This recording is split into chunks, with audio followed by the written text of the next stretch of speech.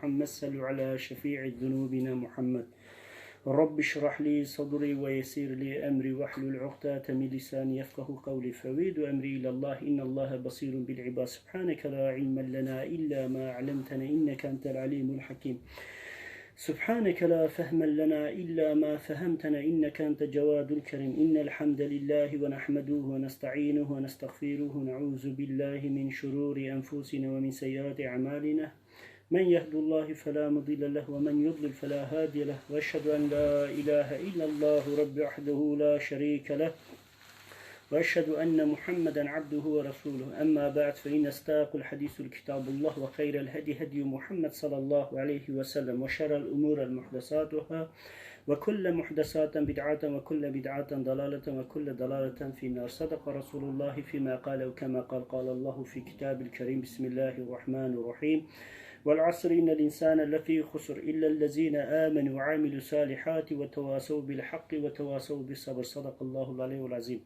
Evet kardeşlerim, Allahu Teala nasip ederse bugünkü sohbet konumuz sahabeyi sövmek, sahabeyi tekfir etmek, sahabeye küfür etmek, onları hakir görmek, aşağılamak, eleştirmek, onlar hakkında ileri geri konuşmak üzerine konuşacağız. Çünkü gerçekten Nebi Aleyhisselatü Vesselam sahih bir hadisinde ahir zamanda kıyametin bir alameti olarak sonra gelenlerin önce gelenleri söveceğini, onları aşağılayacağını, onlar hakkında ileri geri konuşacağını söylüyor. Ama biz ehli sünnet ve cemaat, yani bizim inanç esaslarımızda ve Kur'an-ı Mubin'de ayetlerde ve aynı keza sünnet-i Nebi Aleyhisselatü Vesselam'ın sünnetinde de sahabeyi öven, sahabeyi metheden, sahabenin faziletini anlatan o kadar muazzam hadisler ve sahih hadisler var ki ondan dolayı bazılarının onları aşağılamanın acaba İslam'da hükmü nedir? Bazılarının onları tekfir etmesi, onları tağut olarak görmeleri veya onların Allah'a ve Resulüne ihanet ettiklerini iddia etmelerinin İslam'da hükmü nedir? Allahu Teala nasip ederse biraz bu konu üzerine duracağız. Bunu tahlil edeceğiz. Bu meseleyi ele alacağız, bakacağız. Gerçekten ehli sünnet ve cemaatin inanç esaslarında sahabeye karşı art niyet gütmek, onlar arasında fark koymak, inançta, itikatta buna benzeyen herhangi bir meselede sahabenin kimisini tutup kimisine düşmanlık beslemenin bir mazereti var mıdır? Bir meşrutiyeti var mıdır? Onu ele alacağız.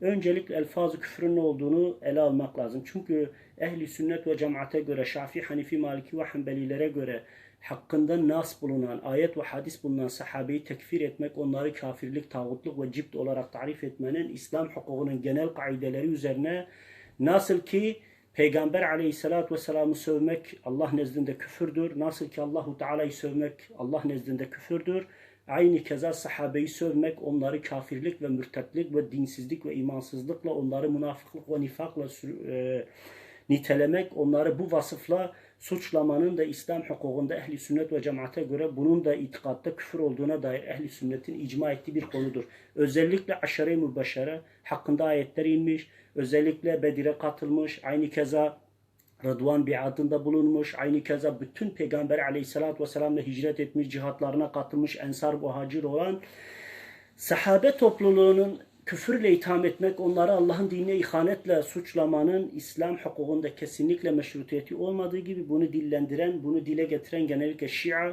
ve Şia'nın gulatları ve buna benzeyen yapılardır ki nitekim baktığınız zaman Hz. Ömer ve Hz. Ebu Bekir hakkında münafıklıkla, Allahu Teala'nın hükümlerini gizlemekle, aynı keza İslam'a ihanetle suçlarlar ama İslam hukukunda bunun meşrutiyeti söz konusu değildir. İşte Allahu Teala nasip ederse bugün biz de bu konuyu ele alacağız. Bakalım Kur'an-ı Mubin'de Allahu Teala sahabeyi öven ayetler var mı? Sahabeyle alakalı ne buyuruyor? Aynı keza Muhammed Aleyhisselatü Vesselam sahih hadisleri, yani sika, güvenilir, bize ulaşmış olan sahih hadislerde Allah'ın Resulü onlarla alakalı ne buyuruyor? Ama öncelikle dedik ya, elfaz-ı küfür nedir? Elfaz-ı küfür tekili olan lafız, söz, sözcük ve ifade demektir. Şimdi küfür ve küfre ise kefere fiilinden mastar olup sözlükte bir şeyi örtmek anlamına gelir.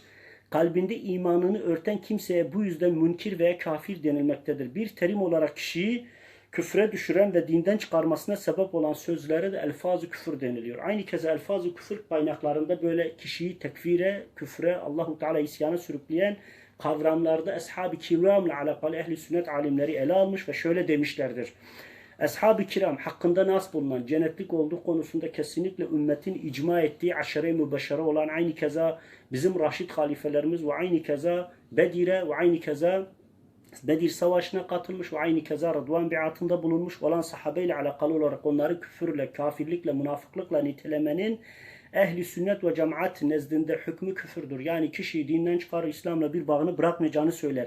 Sahabeyi küçümsemek, onlarla alay etmek, onları hakir etmek, onlara buğz etmek ise ehli sünnetin genel cumhuruna göre bid'at ve sapıklıktır.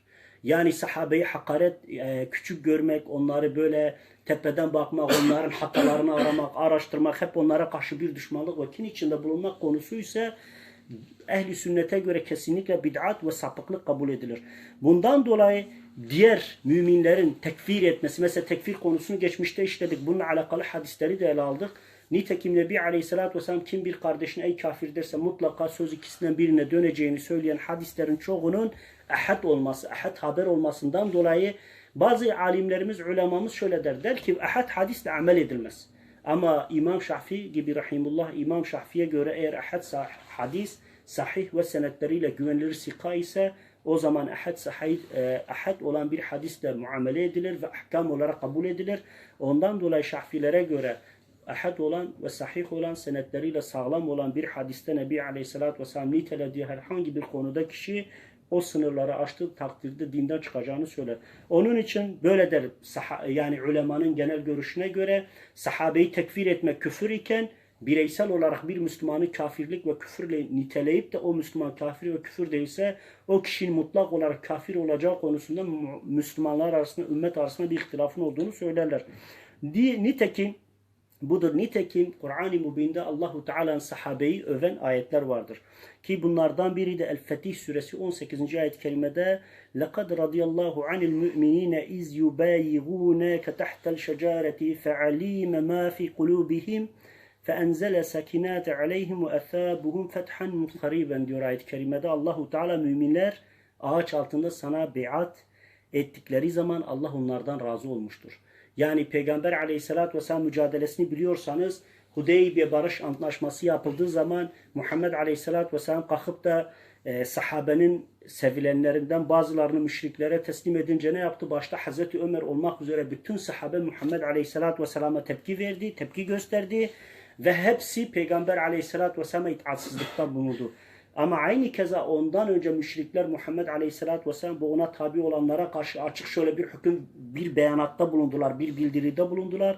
Şöyle dediler, Hz. Muhammed Aleyhisselatü Vesselam'a iman eden ve onunla beraber buraya gelen ve aynı keza Mekke'ye girme konusunda ısrarcı olan herkesle savaşacaklarını, onları gerekirse öldüreceklerine, gerekirse de onları buradan süreceklerine dair yeminler edince Hz. Muhammed Aleyhisselatü Vesselam Hz. Osman'ın da şehit edildiğine dair rivayeti alınca ne dedi? Sahabe dedi ki herkes biada gelsin. Hiç kimse tereddüt etmedi. 1200 kişi veya bazı rivayetlerde 1400 kişi ölüm biatı ile Peygamber Aleyhisselatü Vesselam'a biat edince Allahu Teala Fetih Suresi 18. ayet-i kerimede bununla alakalı hükmünü indirdi ve dedi ki müminler ağaç altında o peygambere biat ettikleri zaman Allah onların kalbinde olanı biliyordu. Ve bundan dolayı onlardan razı olmuştur. Allah onların kalbindekini bildiği ve onlara huzur ve imtinan yani sekinet ve güven aşıladı. Onları pek yakın bir fetih ile ve zafer ile de müjdelemektedir diyor. Yani Allahu Teala aslında bu Fetih Suresinde kimden bahsediyor? Rıdvan biadında bulunmuş, o şecere dediğimiz Rıdvan ağacının altında Muhammed Aleyhisselatü Vesselam'a biat eden, elini onun elinin üzerine koyan, bu konuda tereddüt etmeyen Hazreti Ebu Bekir, Hazreti Ömer, Hazreti Ali ve diğer bütün sahabe topluluğu, Hazreti Ali'nin mevcut olmadığı da söyleniyor. Geriye kalan bütün topluluğun orada olduğunu, hepsinin Nebi Aleyhisselatü Vesselam eli üzerine ellerini koyduklarını, bundan dolayı Allahu Teala burada o insanlardan razı olduğunu, onların amellerinden razı olduğunu, onların bu teslimiyetinden razı olduğunu söylüyor. Zaten Fetih Suresi sahabe üzerine inmiş bir ayettir. Allahu Teala açık ve net olarak söylüyor. Aynı keza Tövbe Suresi 100. ayet-i kerimede de Allahu Teala gene sahabeden, ensardan ve muhacirden haber veriyor. Muhammed Aleyhisselatü Vesselam'la beraber hareket eden, onunla beraber bu davaya gönül veren, İslam için mücadele veren, her türlü zulüm çarkına karşı direniş gösteren, yeri gelip savaşan, yeri gelip hicret eden, yeri gelip ensar olan o topluluktan haber vererek, aslında sahabeden haber vererek şöyle buyuruyor. وَسَابِقُونَ اَوَلُ مِنَ الْمُهَاجِرِينَ وَالْاَنْصَارِ وَالَّذ۪ينَ وَاتَّبَاعُوهُمْ بِإِحْسَانِ رَضِيَ اللّٰهُ عَنْهُمْ وَرَضُوهُ عَنْهُ وَاَعَدْ لَهُمُ الْجَنَّاتًا تَجْرِي تَحْتِهَا الْاَنْهَارُ خَالِد۪ينَ فِيهَا أَبَدًا Zalikel fevzen azim. Muhacirlerden ve ensarların en ileri ve önce gelenleri, yani Peygamber Aleyhisselatü Vesselam'a Bedir'de bulunan, ensarla beraber hareket eden muhacir, ensar hepsini kastediyor. Yani Allahu Teala muhacirlerin ve ensarın ileri gelenleri, yani aslında sahabe topluluğunu kasteden ayet-i kerimede bildiriyor. İleri gelen ve önce gelenleriyle birlikte onlara tabi olanlardan Allah razı olmuştur. Yani Allahu Teala bütün sahabeden razı olduğunun haberini veriyor. Peygamber Aleyhisselatü Vesselam'a iman etmiş, ona tabi olan bütün topluluktan razı olduğunu haber vermiş. Onlar da Allah'tan hoşnut oldular. Allah onlar altında ırmaklar akan cennetler hazırladı. Onlar orada ebedi kalıcılardı. İşte en büyük kurtuluş da budur diyor. Zaten ayet-i kerime açık ve net olarak Muhammed Aleyhisselatü Vesselam'a tabi olan topluluğun cennetlik olduklarını, Allahu Teala'nın onlardan razı olduğunu, aynı keza Allahu Teala razı olduğu gibi onlar da Rablerinden razı olduklarını, altında ırmaklar akan cennetlere konulduklarını açık ve net olarak sonlarını, akıbetlerini haber veriyor. Nitekim Resulullah Aleyhisselatü Vesselam aşere-i mübeşşere olan bazı sahabe isimlerini veriyor ve Kur'an-ı Mübin'e baktığınız zaman ensar ve muhacirin cennetlik olduklarını, Allahu Teala tarafından geçmiş günahlarının bağışlandığını ve bunların cennete gireceğine dair kesin hükmünü Nebi Aleyhisselatü Vesselam'ın haricinde Rabbül Alemin de veriyor. Ondan dolayı yani kalkıp da Peygamber Aleyhisselatü Vesselam'ın sahabesi hakkında ileri geri konuşmak ancak sapıkların ve sapkınların fikir ve düşüncesidir. Neden diyeceksiniz? Çünkü Hz. Ebu Bekir Peygamber Aleyhisselatü Vesselam'ın neydi? Kayınpederiydi. Hz. Ömer Peygamber Aleyhisselatü Vesselam'ın kayınpederiydi. Hz. Ali Peygamber Aleyhisselatü Vesselam'ın damadıydı. Hz. Osman Zilnureyn dediğimiz Peygamber Aleyhisselatü Vesselam iki kızıyla evlenmiş, Resulullah Aleyhisselatü Vesselam'ın ehli beytindendi. Ve aynı keza Muaviye'den tutun Ebu Süfyan'a kadar baktığınız anlamda, yani genel anlamda baktığınızda bunların Nebi Aleyhisselatü Vesselam'la bir akrabalık bağları olan insanlar. Ondan dolayı ehli sünnet ve cemaat en itidalı, en olması gerekeni ortaya koyarak ne dediler? Sahabe topluluğu Peygamber Aleyhisselatü Vesselam dostları, akrabaları, arkadaşları olduğundan dolayı aralarındaki ihtilaflarda, aralarındaki fitnelerden dolayı biz ne yapmayız? Hiçbiri hakkında ileri geri konuşmayız. Yani büyük günah da işlese, çok büyük hatalar da işlese biz onlar hakkında konuşmaz. Onları hakkında ileri geri konuşarak, onları hakir ederek, onları küçük düşürecek davranış ve fiillerde bulunmayız. Durumlarını Allahu Teala'ya bırakırız. Neden? Çünkü onlar öncüdür. Hem muhacirdiler, hem ensardılar, hem Peygamber Aleyhisselatü Vesselam'la cihada katılmış, hem aynı keza Nebi Aleyhisselatü Vesselam müdafaa etmiş, onunla beraber bütün mal varlıklarını feda etmiş. İslam ümmetinin en faziletlileri, bu dinin en hayırlıları olan topluluktur. Tabi doğal olarak böyle olan insanlar hakkında ileri geri konuşmak, onlar hakkında hakarette bulunmak, onları kötülemek bir müminin vasfı olmadığını zaten ayetler ve hadisler net bildiriyor. Nitekim Nebi Aleyhisselatü Vesselam'ın Sahih-i Müslim'de, Ebu Davud'da, Tirmizi'de, Ahmed bin Hanbel Müsned'inde verdiği sahih bir hadiste de şöyle buyurmuştur. Eshabımı sövmeyiniz. Yani Resulullah Aleyhisselatü Vesselam sahabe hakkında diyor, eshabımı sövmeyin. Nefsimi kudret elinde bulunduran Allah'a yemin ediyorum ki sizden birinizin Uhud dağı kadar altın olsa ve bunu Allah yolunda infak etse, onların 2 avuç veya 1 avuç miktarınca yaptığı hayra asla ulaşamaz. Bunu Hz. Muhammed Aleyhisselatü Vesselam sahabe topluluğun geneline söylüyor. Zaten Kur'an-ı Mübin'de de Allahu Teala diyor ki bu işte en önde olanlar. Neden diyeceksiniz? Çünkü bizde şöyle bir kaide vardır. Yani bir insan bir hayra sebep olduğu zaman kıyamete kadar o sebep olduğu şeyden dolayı Allahu Teala'nın melekleri o insanın hanesine hayır yazar. Hz. Muhammed Aleyhisselatü Vesselam'la bu davaya gönül vermiş, hicret etmiş. Peygamber Aleyhisselatü Vesselam da her türlü zulmün karşısında göğüs germiş, mücadele vermiş, İslam'ı müdafaa etmiş, Peygamberimizle hicret etmiş, Nebi Aleyhisselatü Vesselam'ı savunurken, İslam'ı savunurken şehit olmuş, her türlü zulme maruz kalmış olan o topluluk hakkında ileri geri konuşmak aslında sapıkların, sapkınların, münafıkların, hainlerin, ihanet şebekelerinin kendi vasıflarıdır. Başka bir şey değil. Çünkü biz ehli sünnet asla hiçbir sahabenin hakkında ileri geri konuşmayız. Hakkında ileri geri konuştuklarımız genelde sahabe değildir. Genelde bu insanlar ya münafıktırlar ya da bu dine çok büyük zararları dokunduğundan dolayı onları kınarız. Ama İslam hukukunda bir takım sapık fırkalar, bir takım takyeci fırkalar gerçekten sahabe hakkında ileri geri konuşurlar. Hatta mesela biz dediğimiz zaman Bunlar Hazreti Ebubekir ve Ömer'e düşmanlık ediyorlar. Hemen bize ne diyorlar biliyor musunuz? Hazreti Ayşe annemiz veya Hafsa annemizle hakkında. Ya Şia'nın diyorlar bir kolu yapıyor. Hangisi yapıyor? İngiliz Şiileri yapıyor. Ama çok merak ediyorum. Ben de dedim çok merak ediyorum. Sormadan da edemiyorum. Neden İran'da tek bir Şii ailede bütün İran'daki Şiiler, Irak'taki Şiiler, Yemen'deki Şiiler, aynı keza Kuveyt'teki Şiiler, aynı keza Suriye ve Irak'taki Şiilerde tek bir Ayşe ismi almış bir kızın ismi yok? Neden tek bir Hafsa yok? Neden Ömer, Osman ve Ebu Bekir ismi asla Şia'da yok? Aslında hepsi düşmanlık yapıyor. Sadece bunları tekfir etmeyenler, bunları tahkir etmeyenler, bunlara hakaret etmeyenler de hiç sevgi beslemiyor. Onun için yani Şia'nın mantığı bu. Şia takkiyecidir. Şia'da namaz ne kadar vacipse, ne kadar namaz onların dini değeriyse aynı keza takkiye de onlar için böyle kutsaldır, bu kadar değerlidir, vaciptir, farzdır, farz-ı ayının ötesidir. Ondan dolayı asla doğru konuşmazlar. Biz de ehli sünnet ve cemaat asla ve asla sahabe hakkında ileri geri konuşmak, onları hakir etmek, onlara hakaret etmek, onları küçümsemek gibi bir davranış içinde bulunmayız. Neden diyeceksiniz? Bize Kur'an'ı onlar ulaştırdı. Aynı keza bize sünneti onlar ulaştırdı. Bize İslam'ın bütün uygulamalarını, fıkhını, şeriatını, hukukunu, her şeyini bize onlar ulaştırdı. Biz dini onlardan öğrendik. Biz İslam'ın muamelatlarını onlardan öğrendik. Biz Hz. Muhammed Aleyhisselatü Vesselam mücadelesini onlardan öğrendik. Yani velhasili kelam İslam adına, din adına, ahlak ve erdem adına ne varsa biz bunu sahabeden öğrendik. Ve bizim için sahabeye bir fark vardır. Çünkü Resulullah sallallahu aleyhi ve sellem kendi sahabesinin arasına fark koymuştur. Deniliyor ki Muaviye Hazreti Ebu Zer'e baskı yapıp ona haksızlık edince Hazreti Ebu Zer gidip onu Resulullah Aleyhisselatü Vesselam'a şikayet ediyor. Peygamber Aleyhisselatü Vesselam Muaviye'yi çağırıyor. Ve diyor ki benim ashabıma zulmetme. Neden? Çünkü Resulullah Aleyhisselatü Vesselam'ın nezdinde de Rabbimin nezdinde de Ebu Zer ilk iman edenlerden olduğu için derece bakımından öbüründen daha üstündü.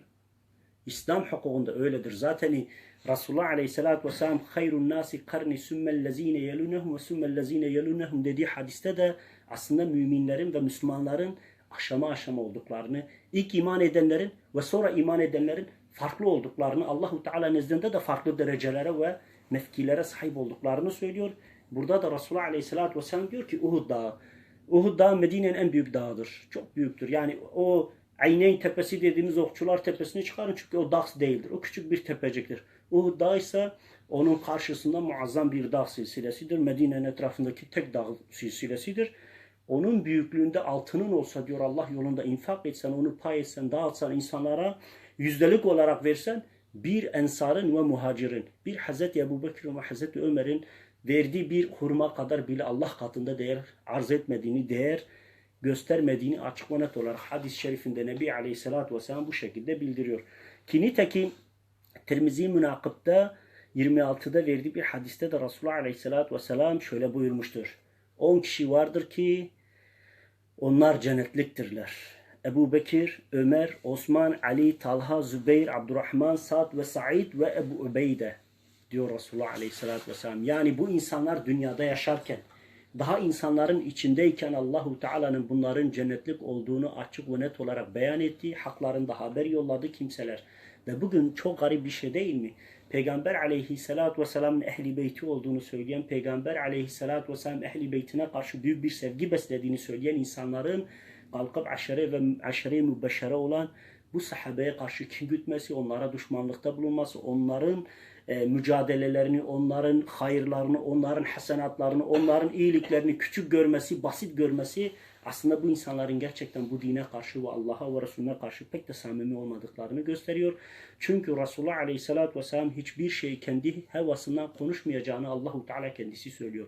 Aynı keza bu aşere-i mübeşşere ile alakalı bize ulaşmış hadisler neredeyse tevatür derecesindedir. Çok değişik sahabe toplulukları tarafından haber verilmiş. Hz. Ebubekir ve Ömer'in imanından ve ihlasından ve onların imandaki yer ve mevkilerini haber veren hadislere baktığınız zaman Resulullah Aleyhisselatü Vesselam diyor ki benim ümmetimin imanı bir yana, Ebubekir'inki bir yana diyor. Yani Hz. Ebubekir'in imanını bütün ümmetin imanına denk görüyor. Hatta Resulullah Aleyhisselatü Vesselam kıyamet günü cennetin 8 kapısından çağrılacak insanlardan haber verince Hz. Ebubekir diyor ki ya Resulullah onlar kimlerdir diyor. Yani vasıflarını, niteliklerini ver dediği zaman Aleyhisselatü Vesselam diyor ki ya Ebubekir ben seni onlardan biliyorum diyor. Yani o kadar ki mümin, o kadar ki takvalı, haklarında aşere-i mübeşşere olan, haklarında o kadar Peygamber aleyhissalatü vesselam'ın övdüğü, Allahu Teala'nın Fetih suresinde, Tövbe suresinde faziletlerinden bahsettiği o insanları kalkıp da münafık olarak nitelemek aslında Allahu Teala'ya karşı yapılabilecek en büyük hakaret, aynı keza Kur'an ayetlerini inkar etmek demektir. Çünkü burada açık ve net ayetler var ki bu ayetlerin inkarı söz konusudur. Yani aslında bu insanların elfazı küfre düşmesi, mesela Hz. Ebu Bekir ve Ömer için kafir demeleri, Tövbe suresi ile Fetih suresindeki o ayetleri ve daha ileride göreceğiniz ayetleri inkar etmesi anlamına gelir. Nasıl ki Hz. Ayşe annemiz için sümme aşağı o kirli bir kadındı, o gayrimeşru ilişkileri vardı, zinakardı dedikleri zaman Allahu Teala'nın Kur'an ayetlerini nasıl inkar ediyorlarsa, onun yüzünden kafir oluyorlarsa, sahabeyi söven, onları münafıklık ve kafirlikle nitelendiren insanlar da Kur'an ayetlerini inkar ettikleri için Kur'an'da yüzlerin üzerinde ayette sahabenin vasıfları ve nitelikleri hadisler ve ayetlerle anlatılır.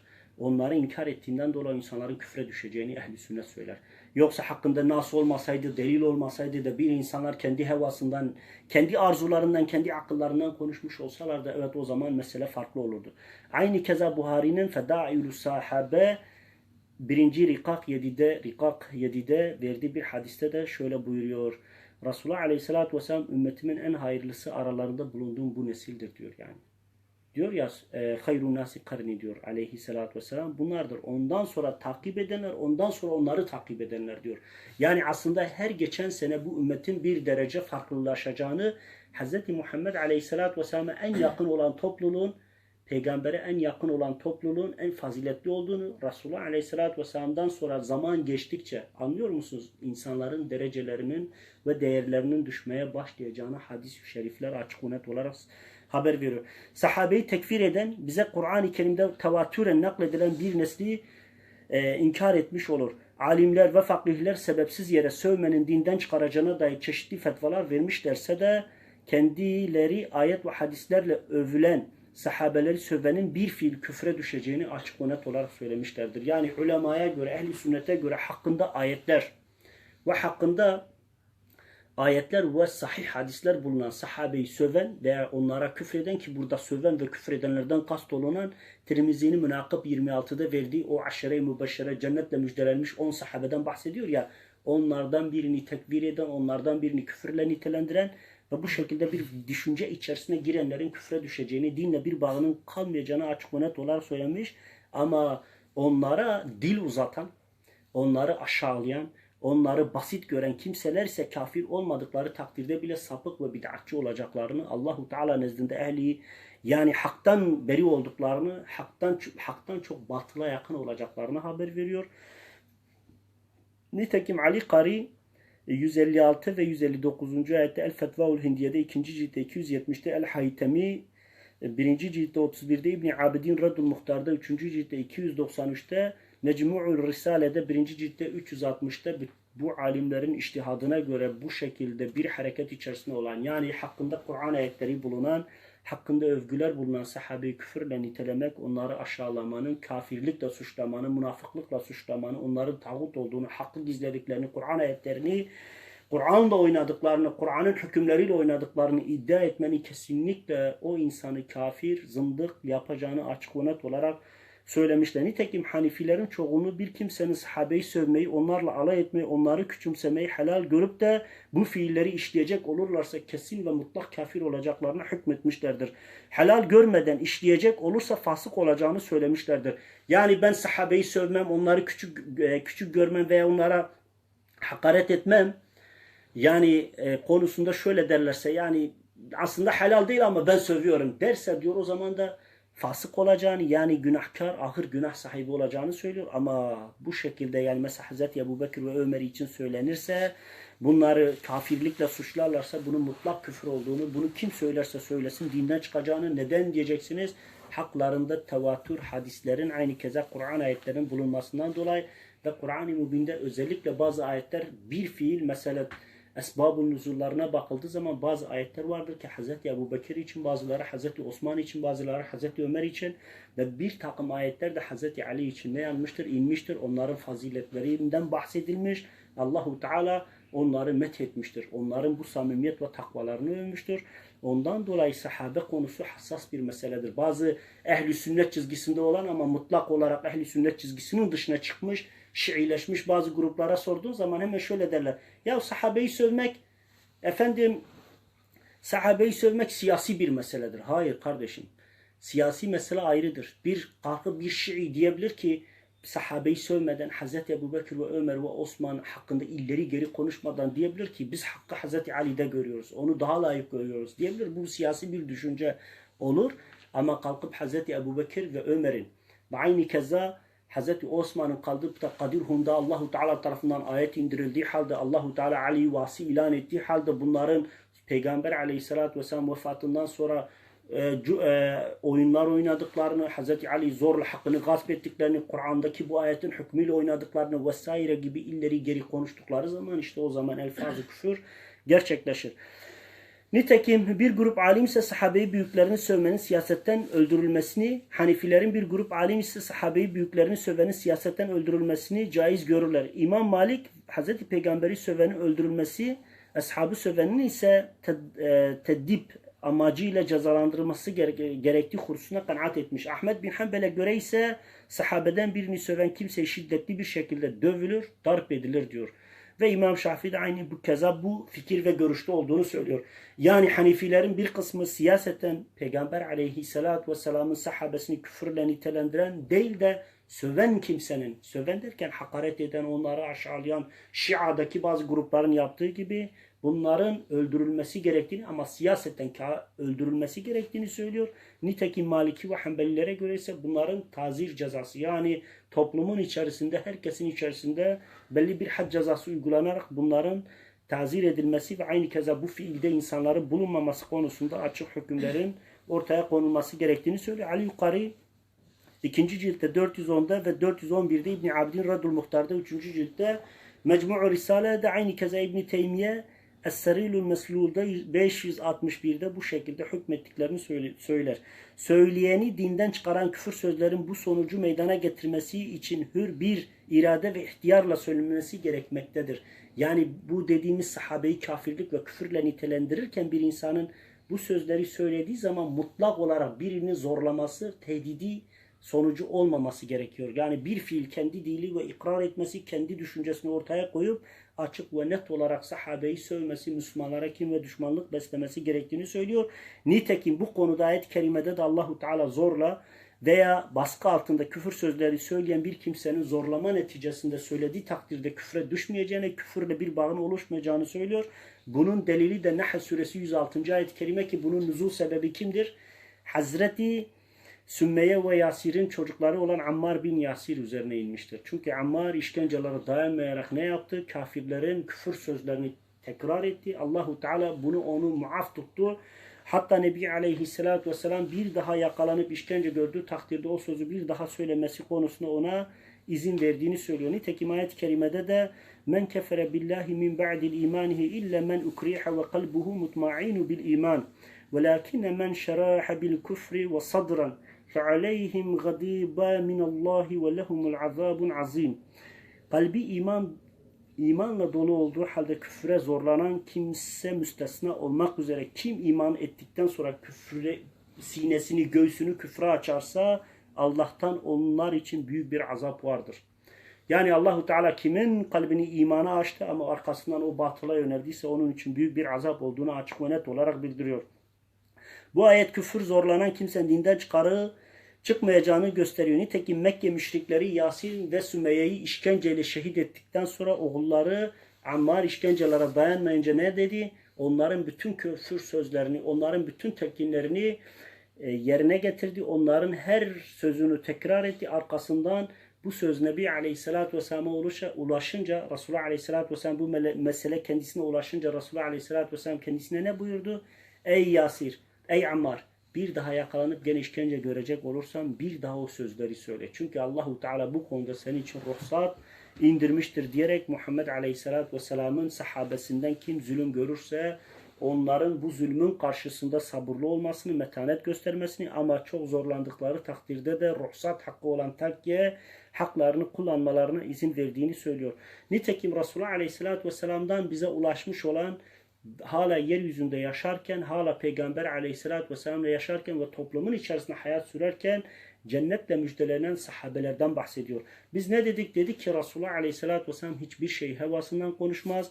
Onun konuştuğu mutlak vahidir. Nitekim Kur'an-ı Mübin'de وَمَا يَنْتِقُ عَنِ الْهَوَا اِنْ هُوَ اِلَّا وَحْيُ ayetinde de Allahu Teala o peygamber hiçbir şey hevasından, nefsinden, aklından, iradesinden söylemez. O her ne söylerse, ister Kur'an'dan olsun, ister gayrimetlu vahiy dediğimiz sünnette olursa olsun, onun mutlak Allahu Teala'dan gelen bir vahiy olduğunu söylüyor.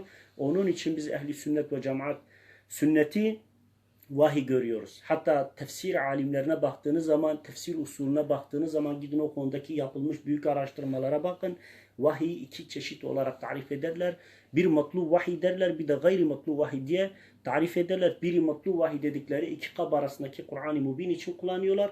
Ama gayri matlu vahiy dediğimiz işte Nebi Aleyhisselatü Vesselam'dan bize ulaşmış olan sünnet-i seniye için kullanılan bir tabir. Tabi şöyle derler. Eğer gerçekten gayri matlu vahiy ise neden Hz. Ebu Bekir ve Ömer ve Osman döneminde hadis yazımı yasaklanmış?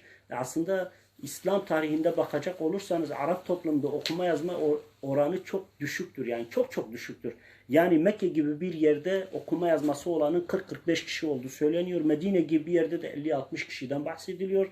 Buna mukabilen zaten Peygamber aleyhissalatü vesselam'dan sonra bir heyet ile Kur'an-ı Kerim'in hazırlanması, kitap haline getirilme süreci başlatıldığını sahabeden münferit olarak Peygamber aleyhissalatü vesselam'a danışıp ya Resulallah bizim hafızamız zayıf, biz hadisleri ezberlemede zorlanıyoruz, senden duyduğumuz, işittiğimiz güzel sözleri yani ezberleyemiyoruz deyince Resulullah aleyhissalatü vesselam sahih hadislerinde elinden yardım al, yani yaz emrini vermiştir. Hazreti Ebu Bekir'in bile Peygamber aleyhissalatü vesselam'dan hadis nushaladığını, onları kaydettiğine dair Hazreti Ayşe annemizden bize sahih olarak hadisler ulaşmış. Kendisi diyor ki hadislerin yazımı konusunda yasak getirmeyi düşündükleri zaman babam diyor kara düşündü. Çünkü o da Peygamber aleyhissalatü vesselam'dan 200 sayfanın üzerinde bir hadis nakli ve hadis konusunda notlar almış. Tereddüt ediyor. Acaba ben de mi imha etsem diye. Sabaha kadar diyor babam uyumadı, sonra kalkıp onları imha etti. Çünkü dedi ki eğer ben bir emir beyan edeceksem, bir yasak getireceksem, eğer buna ben uymuyorsam o zaman bu meşru olmaz diyor. İşte Resulullah Aleyhisselatü Vesselam bir hususta şöyle buyurmuştu. Tirmizi'nin 3992. ve 3994. hadislerde İbn-i Mecah'ın da 133'te bildirdiği üzerine Resulullah Aleyhisselatü Vesselam Ebu Bekir cennettedir, Ömer cennettedir, Osman cennettedir, Ali cennettedir, Talha cennettedir, Zübeyir cennettedir, Abdurrahman bin Af cennettedir, Sa'd bin Ebi Vakaz cennettedir, Sa'id bin Zeyd cennettedir ve Ebu Ubayde bin Cerrah cennettedir buyurarak bunlar daha yaşarken Peygamber aleyhissalatü vesselam'la beraber mücadele içerisindeyken bile Allahu Teala bu sahabe topluluğunun cennetlik olduklarını, cenneti hak ettiklerini, layık olduklarını, Allahu Teala geçmiş bütün günahlarını bağışlayıp bundan sonra yaptıkları hataları da bağışlayarak onları cennete koyacağının açık ve net olarak müjdesini vermiştir. Yani aslında Muhammed Aleyhisselatü Vesselam'a gayrimatlu vahiy ile Cebrail Aleyhisselam bu sahabelerin cennetlik olduğunu söylüyor. İşin garip yanı da baktığınız zaman bu Şii taifesi bu sahabenin hepsini neredeyse tekfir ediyorlar. Hepsini neredeyse kafirlikle suçluyorlar. Özellikle Hazreti Ebu Bekir ve Ömer ve Osman'a karşı muazzam bir düşmanlık besliyorlar. Daha önemlisi Hazreti Ömer ve Ebu Bekir'in kızı olan Hazreti Ayşe ve Hafsa için de aynı düşmanlığı ve nefreti besliyorlar. Sonra diyorlar ki ya Resulallah senin yanında yatan o iki münafık sana eza veriyor.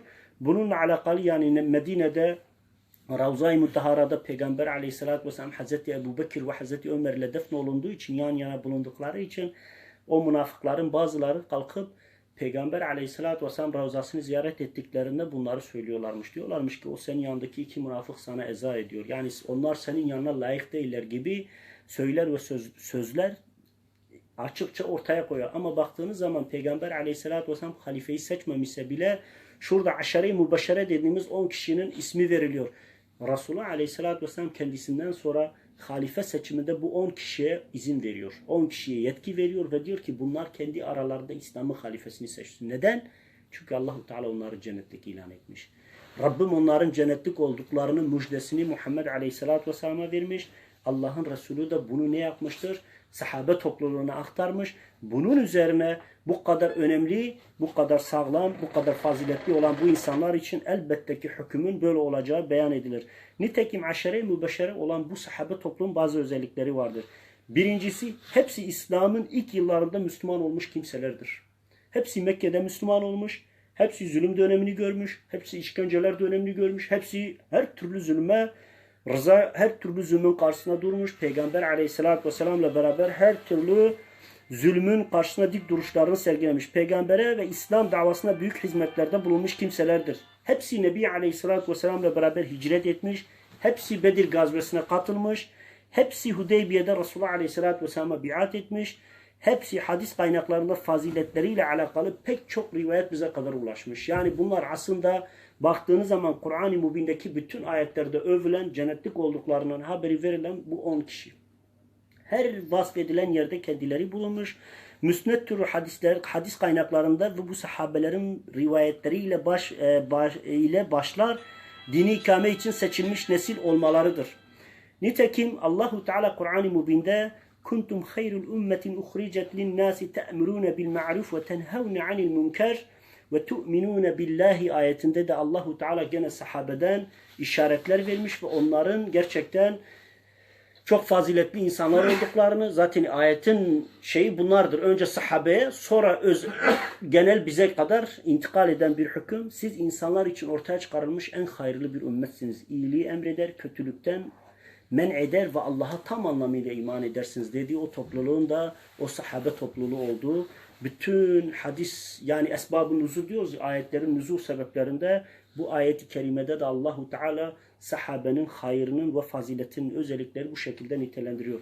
Ve en önemlisi Kur'an-ı Mubin'de Vakıa suresi 10 ve 11. ayetlerde Allahu Teala açık ve net olarak sahabenin cennette olduklarını, yani o Peygamber aleyhissalatü vesselam'la hicret edenler, muhacir, ensar olanlar, cihad edenler, her türlü zulme karşı göğüs germiş olanlar, kafirlere karşı dik duruşlarını sergileyen o sahabeyle alakalı onların cennette olduklarını, öncü olduklarını ve yakınlık derecesinde olduklarının haberini Vakıa suresi 10 ve 11. ayet-i kerimede de bildiriyor. Ve sabikune sabikun ve ulaike mukarribun diyor. Allahu Teala iman ve amelde öne geçenleri ise ahirette de öne geçenlerdir diyor. Yani ilk iman edenlerin, ilk Peygamber aleyhissalatü vesselam'la beraber hareket eden bu aşere-i mübeşşere olan Hazreti Ebubekir, Ömer ve Osman gibi sahabenin kıyamet günü de ümmetin önünde olacaklarını, öncü olacaklarını ve aynı keza işte onlar Allah nezdinde yakında erdirilmiş kimselerdir buyuruyor. Bu ayet-i kerimenin nuzulüyle alakalı olarak baktığınızda Vakıa suresi cenneti anlatıyor. Cennetin nimetlerinden bahsediyor ve bu iki ayette de sahabeden bahsettiğini, çünkü Allahu Teala ve sabikune ve sabikun derken yani iman ve amelde öncü olanların, öne geçenlerin sahabe topluluğu olduğunu açık ve net olarak alimler bildiriyor. Ve en önemlisi o insanların yakınlık olarak Allah'ın Resulüne çok yakın insanlar, aynı keza yani Allahu Teala'nın nezdinde de yakınlığa erişmiş, Allah'ın rahmetine mazhar olmuş, Rabbimin rahmetine en önce mazhar olacak olan topluluk. Çünkü Resulullah Aleyhisselatü Vesselam sahabeden bahsettiği zaman ne diyor?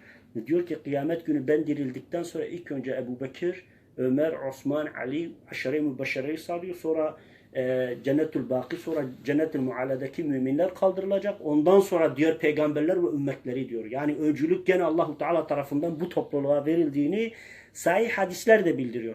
Onun için sahabe öyle dile alınacak, hakarete maruz bırakılacak, onlara böyle tepeden bakılacak, kötü görülecek, hatta onları böyle eleştirecek. Hazreti Osman liderliğe layık değildi de Hazreti Ali'nin önüne aldılar. Şöyle, Hazreti Osman mülayim bir insandı ama şerefli bir insandı, şerefli bir önderdi. Hiçbir zaman Allah'ın hükümlerini çiğnemedi ve kendisine zerre kadar gurur ve kibir yoktu. Hata işlediğini, Mervan'ın onun adına hatalar işlediğini gördüğü zaman çıkıp da minberde onuru ve şerefiyle bütün müminlerin önünde tövbe etti. Bundan haberinin olmadığını ve bunu kim yaparsa cezalandırılacağını söylediği halde münafıklar, sebaciler, o hain, o fitne grupları ve grupları boş durmayarak bunu da şehit etmiş. Zaten Nebi Aleyhisselatü Vesselam hadisinde de peygamberin bir mucizesi olarak kabul edeceğimiz bir şey. Çünkü diyorlar ki Hazreti Ömer, Osman ve aynı keza Hazreti Ebu Bekir ile beraber Bir dağda deprem olduğu zaman, yer sarsıldığı zaman diyor ki ey dağ diyor. Üzerinde bir peygamber, bir sıdık Hazreti Ebu Bekir'i kastediyor ve 2 şehit var diyor. Demek ki bu insanlar aşere-i mübeşşere olduklarının ve bu da Peygamber aleyhissalatü vesselam mucizesi kabul edebileceğiniz. Çünkü Hazreti Ebu Bekir kendi eceliyle ama Hazreti Osman, Hazreti Ömer ve İmam Ali de şehit edilerek ne almıştır? Zulme maruz kalmışlardır. İşte ondan dolayı Resulullah aleyhissalatü vesselam sahabeyi överken diyor ki onların 1 saatlik ibadeti sizin 1000 senelik ibadetinize bedel. Allah katında. Çünkü fazilet bakımından öyle. Hatta bazı Resulullah Aleyhisselatü Vesselam sahabeye ahir zaman toplumundan bahsettiği zaman Allahu Teala'nın onlara daha çok hayır yazacağını söylüyor. Neden? Çünkü fitnenin olduğunu, artık insanların İslam'ı yaşayamayacağı bir yüzyılda bulunacaklarını söylüyor. Ama sahabenin fazilet meselesi çok farklı. Düşünsenize 1500 yıllık İslam tarihinde bugüne kadar İslam'a girmiş. Allah yolunda hicret etmiş. Allah yolunda muhacir olmuş. Ensar olmuş. Şehit edilmiş. Zulme maruz kalmış. Zindanlarda kalmış.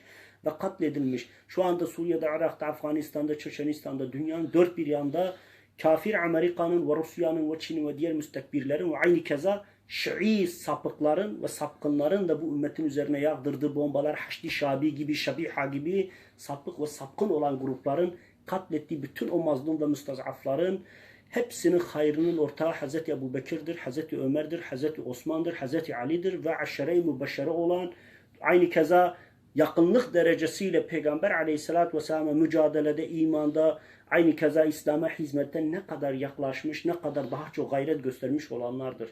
Yani bize kadar o hayır gelinceye kadar 10 milyar, 100 milyarlarca insanın sevabı onlara akar. Zaten Allahu Teala humul faizun derken artırılarak geri iade edilen, verilen maldan, verilen hayırdan, hasenattan veriliyor. Hatta Kur'an-ı Mübin'de bazı ayetlerde cennetliklerden bahsediliyor ki onlara kitapları verildiği zaman onlar hayret edecek. Yani 100 sayfalık hayır işlemiş o insanların milyon sayfalık kitapların önlerine dizileceğini ve onlar diyecekler ki Rabbimiz biz bu kadar hayır işlemedik. Bu arttırılarak gelendir. Yani bu sizin yakınlığınızdan dolayı, bu sizin faaliyetlerinizden ve bu ümmet ve din için yaptığınız fedakarlığının neticesinde şu ana kadar sebep olduğunuz bütün silsiledekilerin payıdır diye size gelmiş olan payıdır diyerek Allahu Teala onlara hayır ve fazilet vereceğini söylüyor. İşte bundan dolayı Muhammed Aleyhisselatü Vesselam şöyle buyuruyor. Muhammed Aleyhisselatü Vesselam İbni Asakir'in, İbni Hacer'in Meta'ibül Aliye isimli kitabında Sünne İbni Mecah'ta 2. ciltte 1334'te şöyle diyor Nebi Aleyhisselatü Vesselam. Muhammed Aleyhisselatü Vesselam eshabına hakaret ve sövgüde bulunmayınız. Çünkü onlardan birinin 1 saatlik ameli sizden birinizin 1 ömürlük ameline bedeldir Allah katında. Yani 1 saatlik onların o faaliyeti kıyamete kadar sahabe topluluğu ve iman eden insan topluluğuyla kıyas edildiği zaman bunun ne olduğunu söylüyor Allah'ın Resulü. Sizin bütün amelinize denktir. Çünkü 1 saati binlerce yıl boyunca sürekli katlandığını düşündüğünüz zaman 10 binler, 100 milyonlar, milyarlarca insanın bu İslam'la müşerref olduğunu, şereflendiğini ve bunların yüzleri onlara aktığı için yani neredeyse sizin onlara erişme şansınız yok. Hiçbir şekilde sahabeye bedel bir amele sahip olma şansınız yok. Aynı keza Resulullah Aleyhisselatü Vesselam hiçbir şekilde sahabenin erişebileceği bir makama erişme şansınız da yok diyor. Buna mukabilen bazı edepsiz, bazı pislik, bazen gerçekten içleri fucur ve ihanet kaynayan ve gerçekten kendi rezilliklerini ve garazlarını sahabeyi söverek vicdan tatmine götüren bazı sapık fırkalar kalkar Nebi Aleyhisselatü Vesselam sahabesini atarlar. Hatta Hazreti Ebu Hureyre için, daha nice sahabeler için işte öyle alayvari, işte uyduruyorlardı, hadis uyduruyorlardı. Sırf meşhur olmak için Peygamber Aleyhisselatü Vesselam adına ileri geri konuşuyorlardı gibi edepsiz, terbiyesizce sözleri sarf eden maalcılar var. Sözleri sarf eden Şia'nın grupları var, gullatlar var. Aslında Şia'nın bütün toplulukları sahabe düşmanlığı yapıyor. Hepsi istisnasız. Kimisi sahabeyi tağut olarak, cipt olarak görüyor. Kimisi sahabeyi sövüyor. Kimisi sahabeyi tekfir ediyor. Kimisi sahabenin hakkında illeri geri konuşuyor. Ama en temiz olanı sahabenin arkasından illeri geri konuşanlardır. Hatta ben size şunu yeminle söylüyorum ki şu anda açıkça sahabeyi söven, düşmanlık yapan o insanlar var ya, o Habib Habis diye bir tane o aslında Kuveyt asıllı ama İngiltere'de yaşayan o münafık ve ona benzeyen yüzlercesi var. Onlar açıkça sahabe düşmanlıklarını, nefretlerini, kinlerini, onlar hakkında ileri geri konuşup Hz. Ebu Bekir ve Ömer'in zina çocukları olduğunu, işte çok avvirin bilmem enses ilişkiden doğduklarını böyle ileri gelebilecek en iğrenç sözleri kullanıyor. Aslında Şia'nın mantığı bu. Sadece bunlar ikiyüzlülük yapmıyor, bunlar takiye yapmıyor, gerçek küfürlerini açıkça ortaya koyuyor. Diğerleri takiye yapıyor, bizim yüzümüze diyor ki biz sahabeden konuşmuyoruz ama yalan konuşuyorlar. Eğer sahabeden konuşmuyorsanız, çok samimiyseniz bizim her çocuğumuzda, her 50 çocuğumuzdan birinin ismi Hasan'dır, birinin ismi Hüseyin'dir, birinin ismi Ali'dir, birinin ismi Fatma'dır. Peki neden siz Şia 150 milyonluk bir topluluksunuz? İçinizde tek bir Ayşe, tek bir Hafsa, tek bir Ebu Bekir, tek bir Ömer, tek bir Osman yok. Demek ki gerçekten hepiniz aynı pisliksiniz. Sadece bunu gizliyorsunuz, takiye yapıyorsunuz. Zaten Şia'nın mantığı ve sapıklığı da budur. Yani aynı Yahudi mantığıdır. Güçlü olduğu yerde pisliğini kusar, zayıf olduğu yerde ise kardeşlikten, insanlıktan, ümmetten, uhuvvetten, ittihattan bahseder, gene pisliğini yayar. Emin olun var ya böyle giderse, bu Şia bu mantıkla devam ederse 200 sene sonra bu Anadolu'yu bile Şiileştirirler. Zaten Irak ve Suriye'yi 50-60 sene içerisinde Şiileştireceklerine kanaat edin.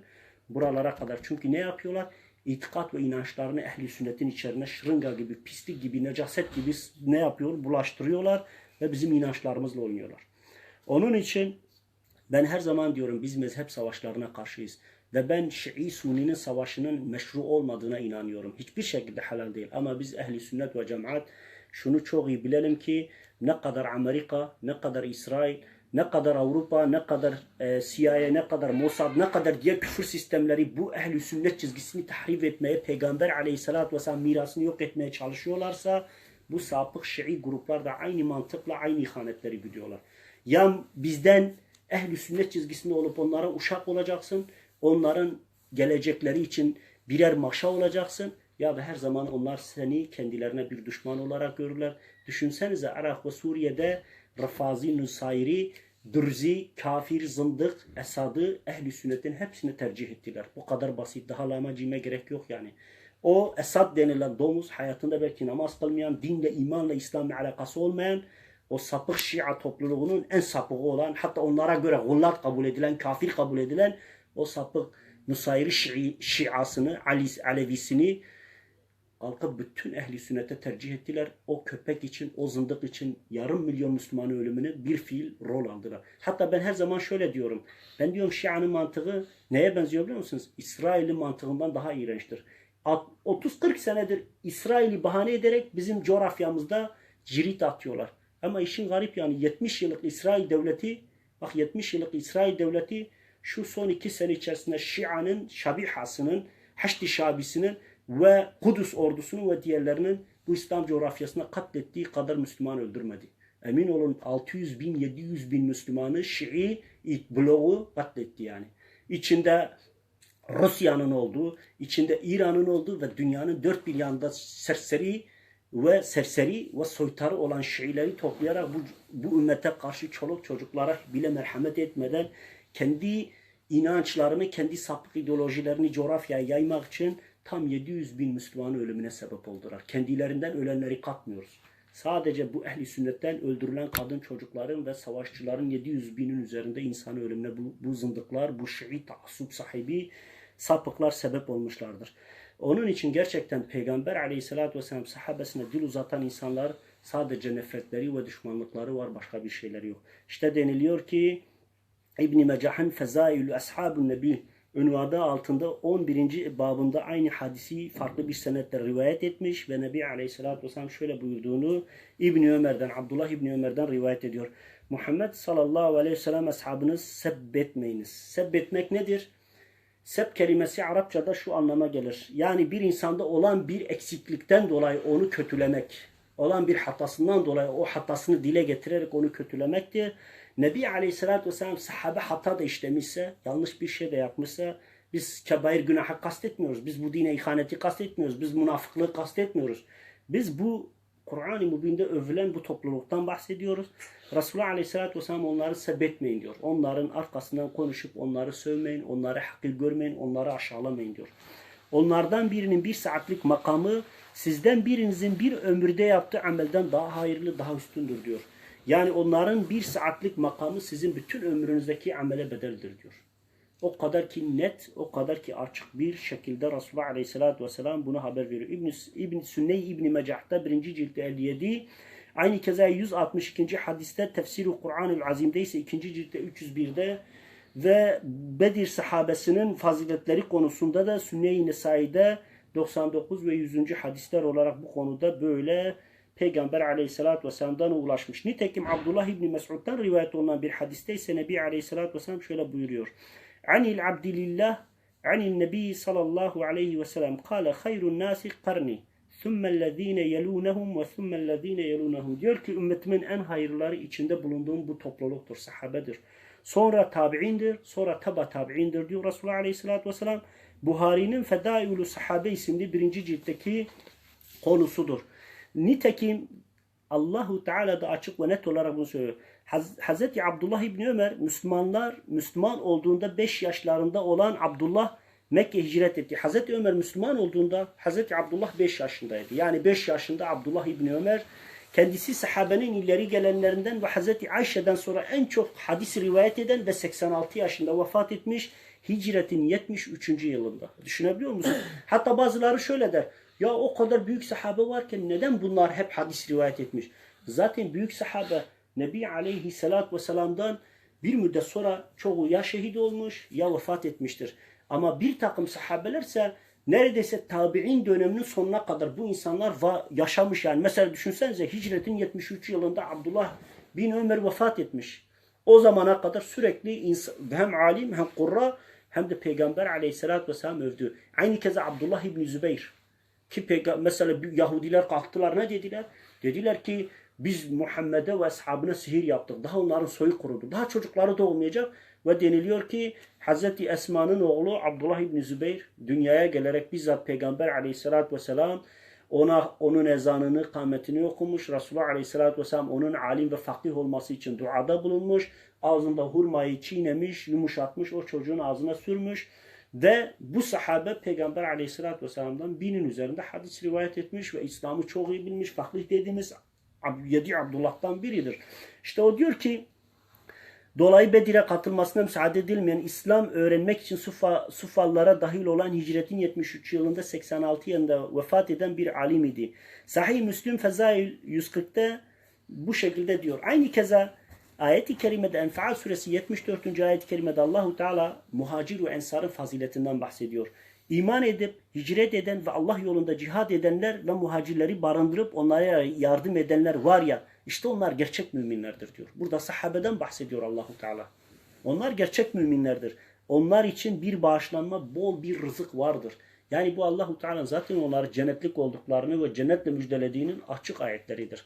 Yani Rabbim Enfal 74. ayette sahabenin cennetlik olduğunu ve bu muhacir ve ensar meselesinde Peygamber Aleyhisselatü Vesselam'la beraber hareket eden, cihad eden, hicret eden, İslam için her fedakarlıkta bulunanların mutlak cennete gireceğinin haberini verdi topluluğu. Nitekim bir ayet-i kerime Tevbe suresi 88'de de Allahu Teala şöyle buyuruyor.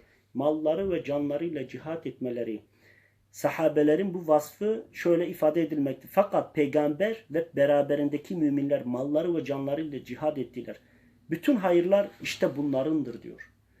İşte bunlar kurtuluşa erenlerin ta kendileridir. Yani Peygamber Aleyhisselatü Vesselam'la beraber hareket eden, muhacir olan, ensar olan, aynı keza mallarıyla cihad eden o topluluğun bütün hayırların hepsini kendisinde topladıklarını, bütün hayırların onlarda toplandığını ayet-i kerimede diyor ve sabikune ve sabikun.